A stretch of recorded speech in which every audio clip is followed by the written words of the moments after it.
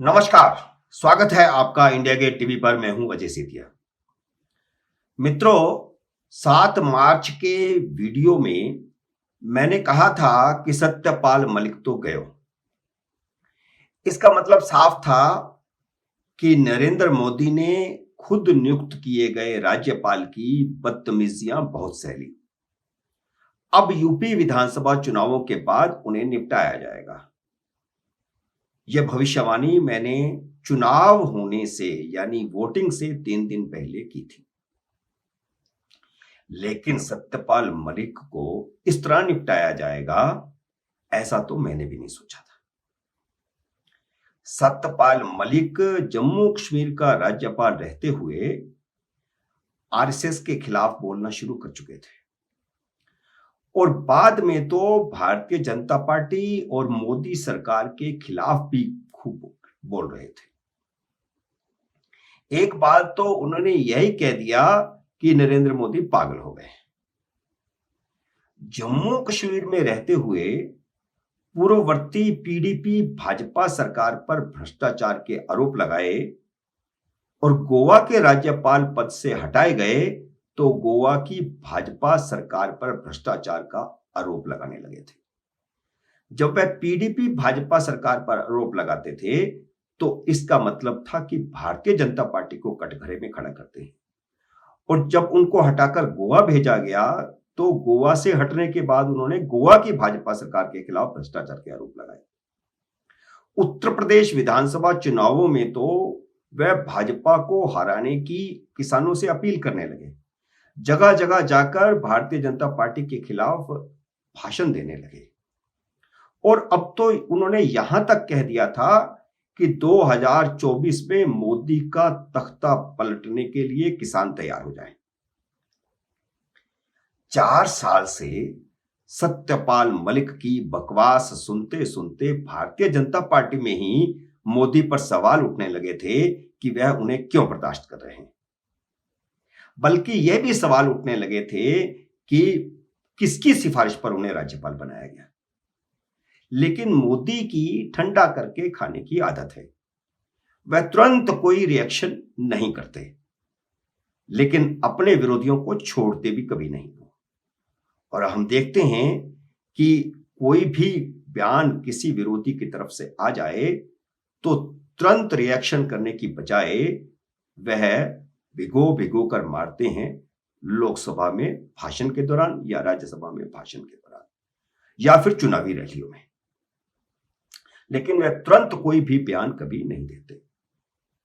जैसा कि मैंने 7 मार्च को कहा था कि अब सत्यपाल मलिक को कटघरे में खड़ा करने का वक्त आ गया है, तो सत्यपाल मलिक के उन सभी आरोपों और उनके समय हुए सौदों की सीबीआई जांच के आदेश दे दिए गए। अपने आरोपों में सत्यपाल मलिक ने कहा था कि अंबानी और आरएसएस से जुड़े एक व्यक्ति की फाइलों को मंजूरी देने के बदले 300 करोड़ रुपए की पेशकश की गई थी। वह जब जम्मू कश्मीर के राज्यपाल थे तब उन्होंने यह बात सार्वजनिक तौर पर कही थी कि आरएसएस से जुड़े एक बड़े व्यक्ति की फाइल और अनिल अंबानी से जुड़ी रिलायंस की बीमा कंपनी की फाइल को पास करने के बदले उन्हें 300 करोड़ रुपए की पेशकश की गई थी। एम्प्लॉइज तो चाहते थे कि कैंसिल हो, चूंकि इसमें घपला था। और मैंने इसको खुद देखा फाइल को। जब मैं इस नतीजे पे पहुंचा कि इसमें कोई ना कोई चीज गड़बड़ है, मैंने 1 मिनट नहीं लगाई, कल इसको कैंसिल कर दिया है। और अभी मैं बोल नहीं सकता हूं, जो इसमें इन्वॉल्व हैं दे विल बी पनिश्ड। हालांकि आरएसएस के व्यक्ति का उन्होंने नाम नहीं लिया था, लेकिन माना जा रहा था कि वह राम माधव की तरफ इशारा कर रहे हैं, जो उस समय भाजपा के महासचिव और जम्मू कश्मीर की सरकार में पीडीपी के साथ तालमेल का काम कर रहे थे। पहली नजर में लगता है कि जम्मू कश्मीर के उपराज्यपाल सिन्हा ने जो जांच के आदेश दिए हैं वे राम माधव के खिलाफ होगी, क्योंकि जितने भी आरोप सत्यपाल मलिक लगा रहे थे उनका साफ इशारा राम माधव की तरफ था कि राम माधव की कोई फाइल थी जिसको वह पास करने के लिए उनको भेजा गया और 150 करोड़ रुपए की रिश्वत की पेशकश की गई सचिवों के माध्यम से। सत्यपाल मलिक के रहते हुए जितने भी कॉन्ट्रैक्ट हुए अब उनकी भी जांच की जाएगी। आइए इन कॉन्ट्रैक्ट के बारे में थोड़ा पहले जान लें, वह बहुत जरूरी है। उस बारीकी को आप समझ जाएंगे तो आप इस सारे केस को समझेंगे कि सत्यपाल मलिक क्या खेल कर रहे थे। 26 अक्टूबर 2018 को जब सत्यपाल मलिक जम्मू कश्मीर के राज्यपाल थे तो उन्होंने 2 सरकारी कॉन्ट्रैक्ट रद्द किए थे। एक अनिल अंबानी की रिलायंस कंपनी से जुड़ा था, जिसमें सरकार के कर्मचारियों, पेंशन भोगियों और मान्यता प्राप्त पत्रकारों का 6-6 लाख रुपए का स्वास्थ्य बीमा किया जाना था और प्रत्येक कर्मचारी को 8,877 रुपए अदा करने थे। यह कॉन्ट्रैक्ट बाकायदा बिडिंग में जीता था अंबानी ने। वैसे देखा जाए तो बीमा कंपनियों के जो रेट हैं स्वास्थ्य के, वो इससे 3 गुना 4 गुना ज्यादा हैं। 8,877 रुपए 6 लाख रुपए का काफी कम है, जो बाजार का रेट है आज का, उससे आप समझिए कि 25% है।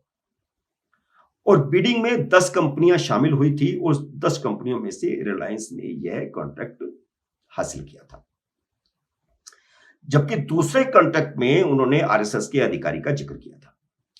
एक बार उन्होंने कहा कि आरएसएस का वह व्यक्ति पीडीपी भाजपा सरकार में मंत्री था, जबकि उसके बाद जब उन्होंने पीटीआई को इंटरव्यू दिया तो उसमें उन्होंने कहा कि वह जम्मू कश्मीर में भाजपा का प्रभारी था।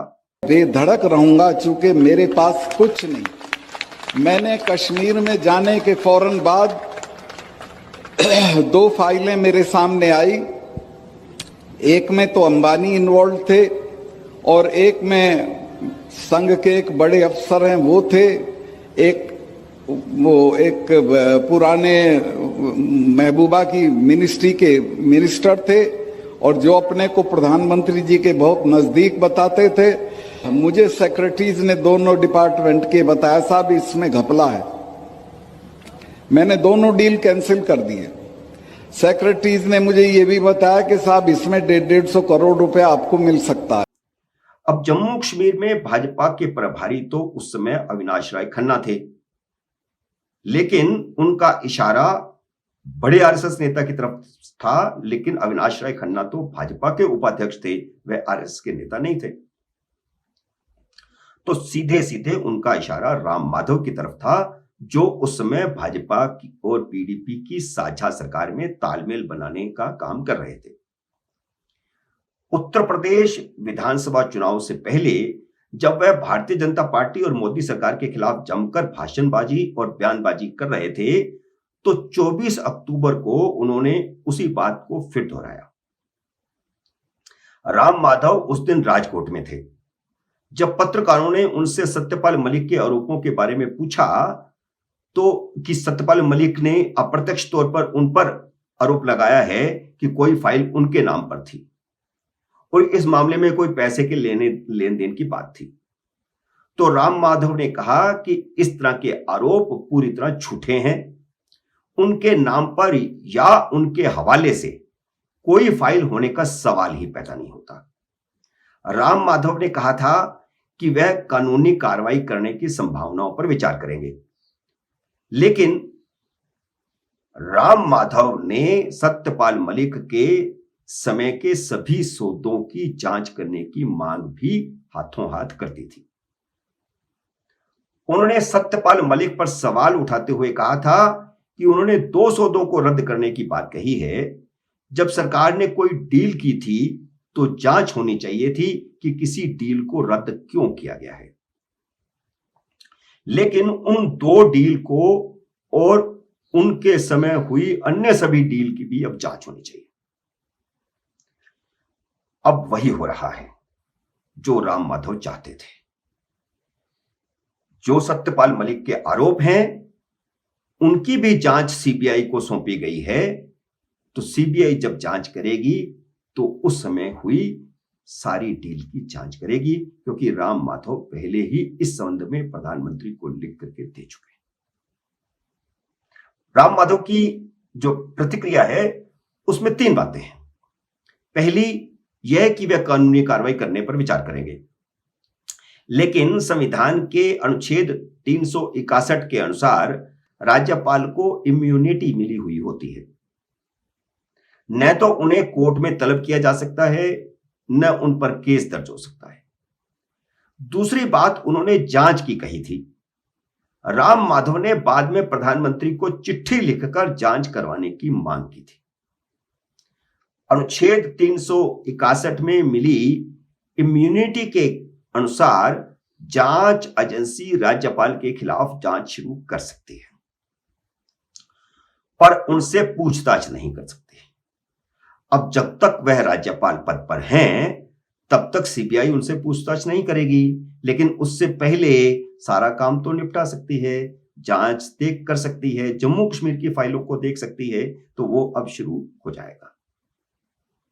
सत्यपाल मलिक ने यह आरोप 26 अक्टूबर 2018 को भी लगाए थे। तब उन्होंने यह भी कहा था कि दोनों फाइलें क्लियर करने के लिए उन्हें 150 यानी 300 करोड़ रुपए की पेशकश की गई थी। तब उन्होंने प्रधानमंत्री से पूछा था, उन्होंने कहा था कि वह प्रधानमंत्री के पास गए और उन्होंने प्रधानमंत्री से पूछा कि इस प्रकार उनके पास 2 फाइलें आई हैं और उन्हें 300 करोड़ रुपए की रिश्वत देने की पेशकश की गई है, और यह भी कहा था कि सौदे के ऊपर से आदेश हुए हैं। यानी राज्यपाल को यह कहा गया कि आप इन फाइलों पर दस्तखत करिए, क्योंकि इस सौदे के संबंध में ऊपर से आदेश है।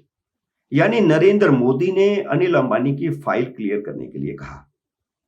एक तरह से यह आरोप सीधा मोदी पर भी लगता था। तो सत्यपाल मलिक ने कहा कि जब उनसे यह बात कही गई तो उन्होंने प्रधानमंत्री नरेंद्र मोदी से सीधी सीधी जाकर के बात की और उनको यह कहा कि ये मेरे सामने फाइलें लाई गई हैं और इसमें यह कहा गया है कि मुझे 300 रुपए की रिश्वत दी जाएगी अगर मैं फाइल को क्लियर कर दूं, लेकिन मैं इन पर दस्तखत नहीं करूंगा क्योंकि मैं भ्रष्टाचार में शामिल नहीं होना चाहता।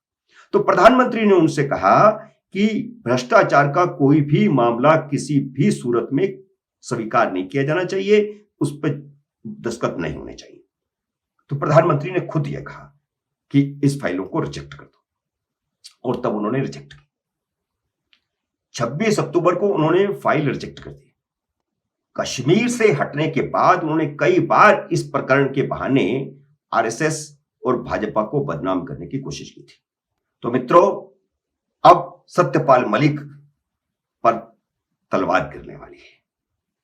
या तो उन्हें तुरंत हटाया जाएगा क्योंकि उनके कहने पर जांच शुरू हुई है, और या फिर उनके रिटायर होने का इंतजार किया जाएगा, जिसमें सिर्फ 6 महीने बाकी रह गए।